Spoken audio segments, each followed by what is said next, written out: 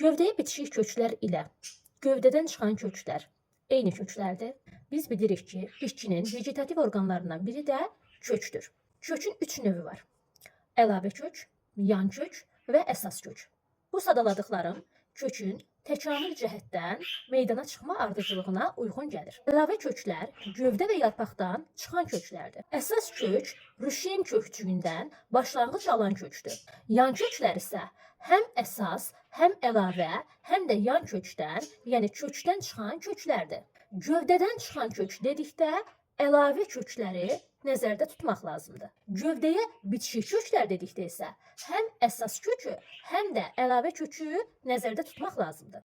Bu sadaladıqlarımızda bir məsələ üzərində sizdən soruşmaq istəyirəm.